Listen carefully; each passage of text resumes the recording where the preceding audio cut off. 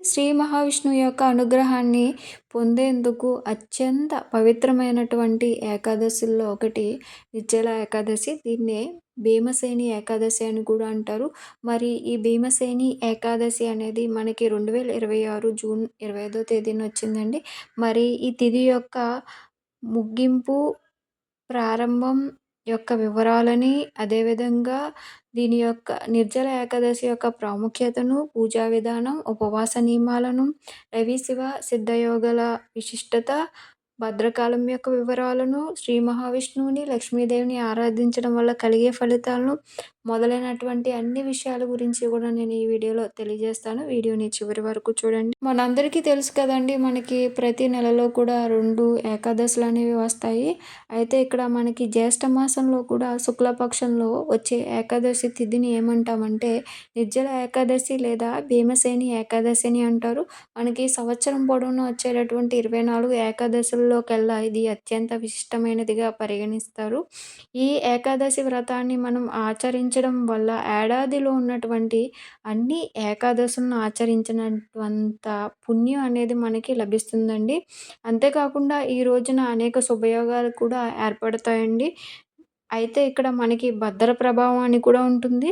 ఆ భద్ర ప్రభావం అనేది ఉన్నప్పటికీ కూడా మనం ఇక్కడ కొన్ని తిథుల్లో చేయడం వల్ల దాని యొక్క ప్రభావం అనేది ఉండదండి. మరి ఈ నిర్జల ఏకాదశి గురించి మనకి మహాభారతంలో కూడా మనకి వ్యాసుడు అనేవారు ఒక కథలో వివరించారండి. ఈ రోజున మనం శ్రీ విష్ణువుని, లక్ష్మీదేవిని పూజించడం వల్ల మనం చేసినటువంటి సకల పాపాలన్నీ కూడా తొలగిపోతాయండి. తెలిసి తెలియక మనం చాలా పొరపాట్లు, పాపాలనేవి చేస్తాం కదా! దాని నుంచి కూడా మనకి విముక్తి అనేది లభిస్తుంది. నిర్జల ఏకాదశి అనేది ఎప్పుడు వచ్చింది అంటే మనకి జూన్ 24 తేదీన బుధవారం సాయంత్రం 6:13 మనకి నిర్జల ఏకాదశి అనేది ప్రారంభమవుతుందండి. తర్వాత మనకి జూన్ 25 గురువారం రాత్రి 8 గంటలకి నిర్జల ఏకాదశి అనేది తిథి ముగుస్తుందండి. అయితే మనం ఉదయం తిథి ప్రకారమే నిర్జల ఏకాదశిని జరుపుకుంటామండి. అంటే జూన్ 25 గురువారం నాడు జరుపుకుంటామండి. మనం జ్యేష్ఠ శుక్ల ఏకాదశి తిథి ప్రారంభాన్ని చూసుకున్నట్లయితే జూన్ 24 బుధవారం సాయంత్రం 6:13 ప్రారంభమవుతుందండి. అదేవిధంగా జూన్ 25 గురువారం రాత్రి 8:10 ఇక్కడ మనకి నిర్జల ఏకాదశి అనేది ముగుస్తుందండి. మరి నిర్జల ఏకాదశి చేసినప్పుడు కొన్ని ఉపవాస నియమాలనేవి కూడా ఉంటాయి కదండీ! వాటి యొక్క వివరాలు నేను మీకు ఇప్పుడు తెలియజేస్తాను. అంటే నిర్జల ఏకాదశి రోజున మనం తెల్లవారుజామునే సూర్యోదయానికి ముందే బ్రహ్మకాలం అంటాం కదండీ! అప్పుడే మనం ఆ టైంలో మనం పూజించినట్లయితే చాలా మనకి మనకి చాలా అనుకూలమైనటువంటి ఫలితాలను మనం పొందొచ్చండి. అంటే మనకి 24 ఏకాదశి తిథుల్లో సంవత్సరంలో వచ్చేటటువంటి తిథుల్లో ఇది చాలా కఠినమైనదని చెప్తారండి. ఎందుకంటే ఈ నిర్జల ఏకాదశి చేసేటటువంటి వారు ఎటువంటి కనీసం నీరు కూడా తీసుకోకుండా చేయాలండి. అందుకే ఇది మనకి చాలా కఠినమైనదిగా చెప్తారండి. అయితే ఇక్కడ కొంతమంది అనారోగ్య సమస్యలతో బాధపడుతున్నారు. అంటే ఈ రోజుల్లో బీపీ, షుగర్ ఇంకా చాలా అనారోగ్య సమస్యలతో బాధపడుతున్నారు కదండీ! వారు ఆహ్, నీళ్ళు తీసుకోవచ్చు. అదేవిధంగా వారికి ఆరోగ్యం సహకరించదు కాబట్టి పళ్ళు, పాలు లాంటివి తీసుకొని కూడా ఈ ఉపవాసాన్ని చేసుకోవచ్చండి. నిర్జల ఏకాదశి రోజున మనం విష్ణుమూర్తిని పూజించినప్పుడు తులసి మాలతో కూడా పూజించినట్లయితే స్వామివారి యొక్క అనుగ్రహాన్ని పొందొచ్చండి. మరింతగా స్వామివారి యొక్క అనుగ్రహాన్ని మనం పొందొచ్చు.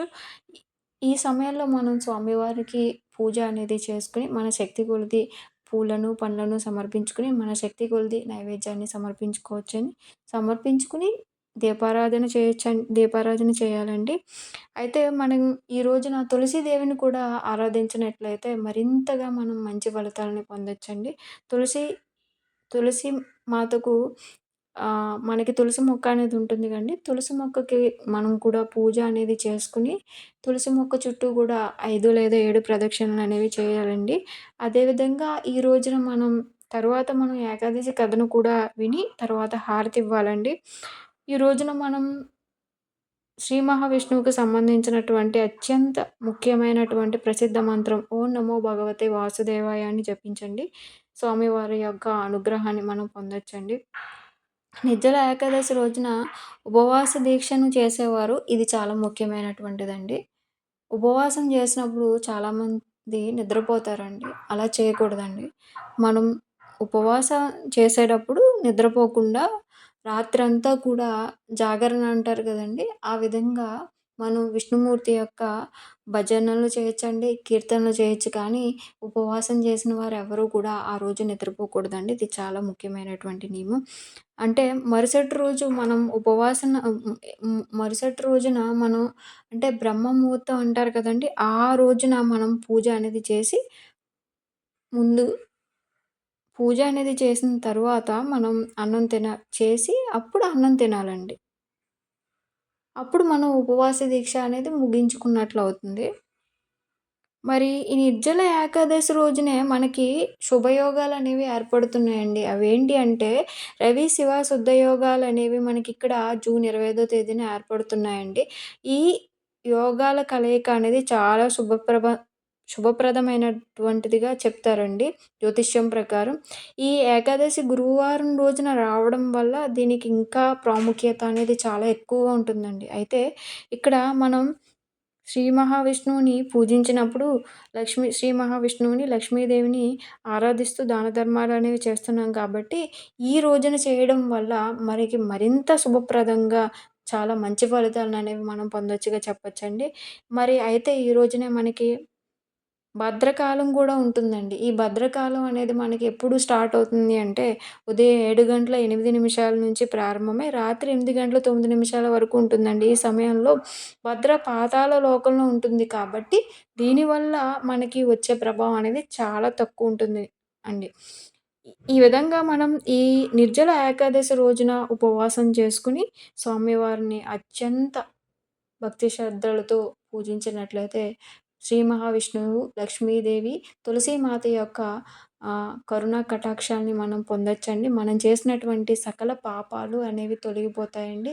మనం మనకి చాలా మంచి ఫలితాలని స్వామివారి యొక్క అనుగ్రహాన్ని మనం పొందొచ్చండి. నా వీడియో గనుక నచ్చితే లైక్ చేయండి. మరిన్ని వీడియోస్ కోసం ఛానల్‌ని సబ్స్క్రైబ్ చేయండి.